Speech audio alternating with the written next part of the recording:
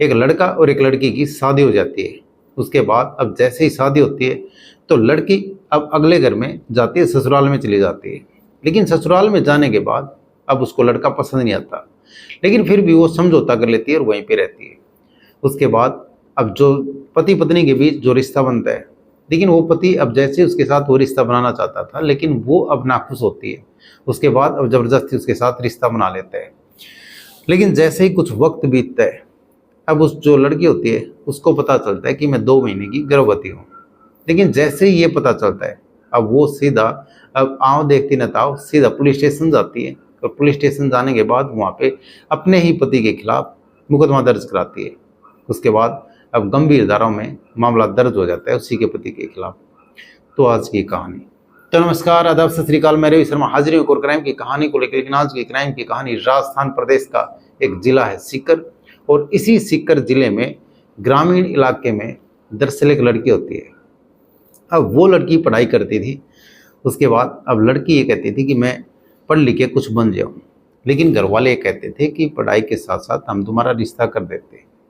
अब रिश्ता करने के बाद तुम जैसे ही ससुराल चल जाओ, अब वहाँ भी तुम्हारी पढ़ाई जारी रखना। उसके बाद अब लड़की मना करती है, लेकिन उसके जो परिवार वाले हैं वो मानते नहीं है। उसके बाद अब मना करने के बाद भी उसका रिश्ता तय कर देते हैं। उसी गांव में एक लड़का देखते हैं। उसके बाद अब जैसे ही लड़का देखते हैं, लड़की देखते हैं, और वो रिश्ता तय हो जाता है। अब फिर शादी की तारीख फिक्स हो जाती है, और शादी की तारीख फिक्स होने के बाद अब शादी की अब तारीख नज़दीक आती है। उसके बाद अब दूल्हा अब बैंड बाजे के साथ, बारात के साथ अब दुल्हन के घर पहुंच जाता है। उसके बाद अब दुल्हन के और दूल्हे की खुशी खुशी अब दोनों तरफ से खुशियाँ होती हैं, लड़के की तरफ से भी और लड़की की तरफ से भी। उसके बाद इन दोनों की शादी हो जाती है। अब शादी होने के बाद अब वहाँ से लड़की की विदाई होती है और फिर अपनी ससुराल जाती है। उसके बाद वहाँ भी वो सारी रस्में पूरी होती हैं जो एक दुल्हन की रस्में पूरी होती हैं। अब जैसे ही वहाँ पे लड़के को देखती है, लेकिन वो उसके व्यवहार देखती है तो उसको इतना पसंद नहीं आता वो लड़का। अब उसका पति होता है, लेकिन वो समझौता करती वहीं पे रहती है। लेकिन कुछ वक्त बीतता रहता है।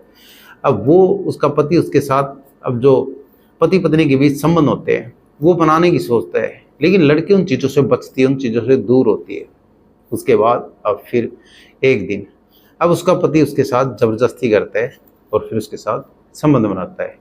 लेकिन जैसे ही कुछ वक्त बीतता है, अब लड़की जैसे ही 1 महीना बीतता है, 2 महीने बीतते हैं, ऐसे लगभग 3 से 4 महीने बीत जाते हैं। अब लड़की एक दिन उसके पेट में दर्द होता है।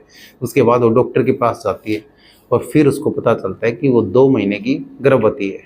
लेकिन जैसे ही उसको पता चलता है कि 2 महीने की गर्भवती है, उसके बाद अब वो लड़की नेछवा थाने में जा करके अब वहाँ पे कंप्लेंट दर्ज कराती है। अपने ही पति के खिलाफ अब कंप्लेंट दर्ज कराती है और बताती कि मेरे पति ने रेप किया। उसके बाद अब पुलिस उस बात को पूरा ध्यान से सुनती है और फिर तहरीर लिखती है। लेकिन ये जो लड़की बता रही थी, अब उसने जैसे ही बताया कि मेरी उम्र 15 साल है, उसके बाद पुलिस के पैरों तले ज़मीन खिसक जाती है। पुलिस के होश फाख्ता हो जाते कि ऐसे कैसे।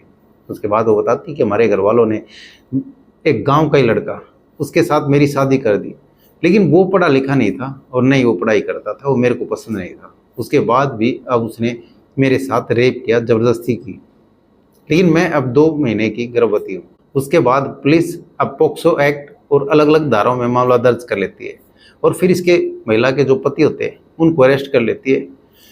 लेकिन जो पुलिस को पता चला, अब पहले भी इनके बीच, अब पहले तो तुम्हें मैं हो गई थी, लेकिन अब जिस तरह से रिश्तेदारियों की सहमति से अब फिर राजीनामा हो गया था।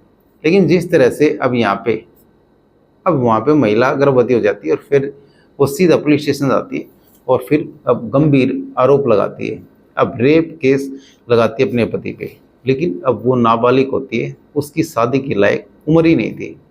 उसके बाद अब अलग अलग धाराओं में मामला दर्ज करके और पुलिस ने उसको अरेस्ट कर लिया और आगे की जांच चल रही है। तो ये कहानी सुनाने का मतलब किसी का दिल दुखाना नहीं, ये किसी की भावनाओं को ठेस पहुंचाना नहीं। ये कहानी सुनाने का मतलब आप सतर्क रहें, सावधान रहें। तो कैसी लगी आज की कहानी कमेंट सेक्शन में ज़रूर बता दें। वीडियो को लाइक कर दें, चैनल को सब्सक्राइब कर दें, बेल आइकन को प्रेस कर दें ताकि हर वीडियो का नोटिफिकेशन मिलता रहे। जय हिंद, जय भारत।